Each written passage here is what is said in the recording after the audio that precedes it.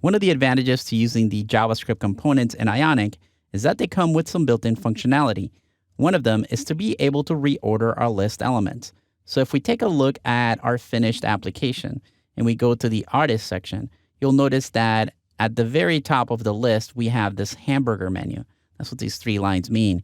If we click on that, you'll see these icons appear next to the list items, and I can use them to reorganize our lists by clicking and dragging on them. So I want to add this functionality into my current application. So the first thing I need to do is move the ng controller directive. Right now, this is only available to our list elements. I want to be able to control things in the header. So this needs to go somewhere up here, right in the Ion pane, where it's going to have access to not just the content, but also the header. So I want to save this. It's not really going to do anything. And then I'm going to add another button right after artist list. So this will be a button with a class of button and also button icon and also ion navicon. So if you save that, you can see the button appear right here. I'm going to add an ng click directive here. And what this is going to do is toggle a variable.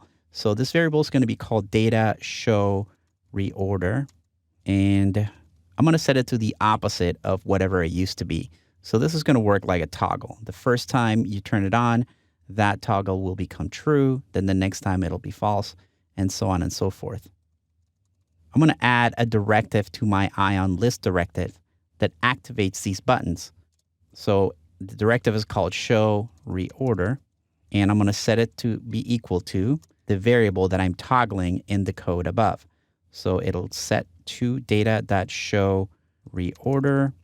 And when that variable is true, it's going to be able to show the buttons. Now we need to create the buttons themselves. And inside the Ion item directive, we're going to create another directive, which in this case looks like a tag. And this is the Ion reorder button directive. And it's going to take a class name of the button that we want, which will be Ion navicon. Again, it's the hamburger menu. And we're going to execute a function when somebody reorders our content. So once somebody clicks and drag on our content, we want to execute a function we'll call move item. We haven't made it yet. And to that function, we want to pass the current item, as well as a couple of variables that Ionic is going to provide for us, the from index, as well as something called to index. And these, of course, are the positions in the array of the data that we want to move from and that we want to move to. And we'll need to close this Ion reorder button. So, of course, the last thing we need to do is add the script that's going to modify our array when somebody reorders the element. But let's go ahead and make sure that so far this is working. So we've got the button, and if we click on it, we should see these icons appear. And we can even click and drag these. It's just not going to do anything quite yet until we finish coding this move item method. So we'll do that in the app.js file. This will go right in here after we get the data. We put the artist information in the local scope. And then we can program this variable. It's called move item. And I'm going to set that to a method. So this will be a function. And it's going to receive some variables, item from index to index. And in here, I'm going to take the artists variable that has my array. And I'm going to do a couple of splices. Splicing in arrays means you're cutting an array out of a position. So I'll do splice here.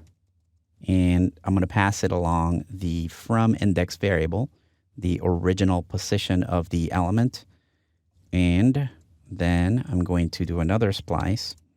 And this time, it's going to take 3 parameters here, to index, 0, and item. And what that will do is, it looks like I need to delete that extra parentheses from there.